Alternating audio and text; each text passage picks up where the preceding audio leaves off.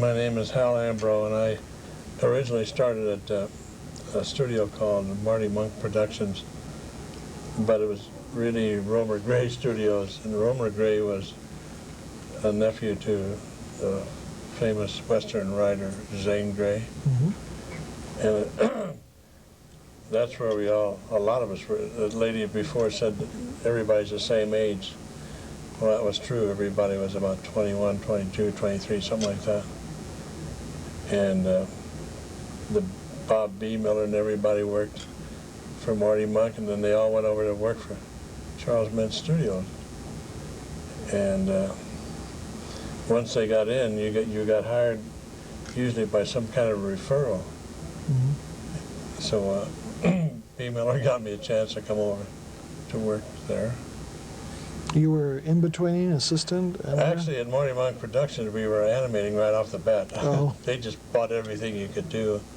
As a matter of fact, we paid them $5 a week to go there, and they put this picture together and go down to Mexico and sell it. We didn't know that at that time, obviously. You paid them $5? Right. Yeah. And Ken Harris was one of the guys in on that, by the way.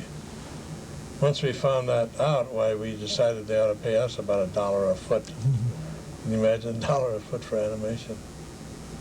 Anyway, that's a long time ago. And from Screen Gems or Marty Mintz Productions, Charles Mintz, I went to work for Disney's. Worked there for 25 years. Worked on about 12 features, animated on them, and did assistant work on others before then.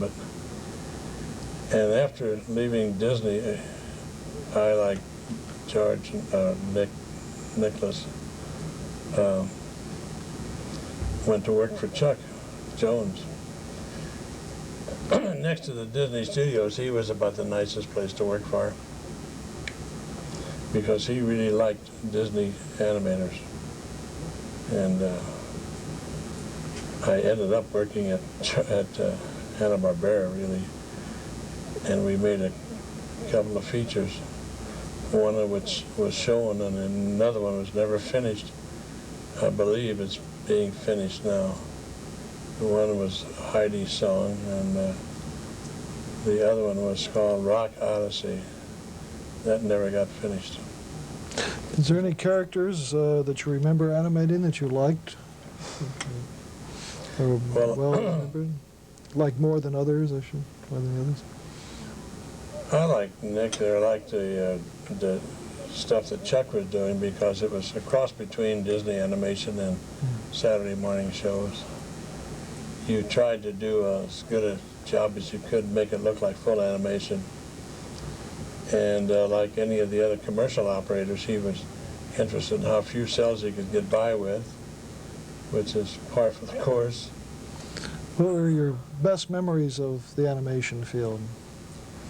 There were so many that you mentioned. This lady before us mentioned something about Jerry Fairbanks. I used to work at Charles Mintz Studio for a fellow by the name of Lou Lilly, and he had a speech problem.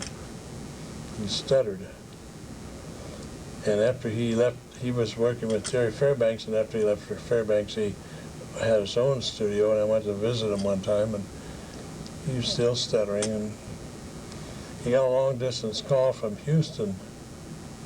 He took the phone in the room where we were, and for 5 minutes straight, he talked without a bit of stuttering.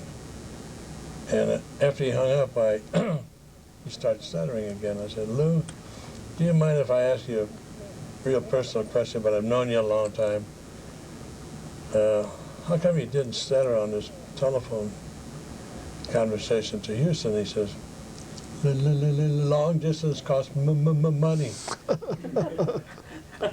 He's one of the funniest guys I've ever seen. That's the most memorable thing I remember about the business, really. Well, that's a great story. Well, thank you very much. It's been my pleasure. And see you this evening.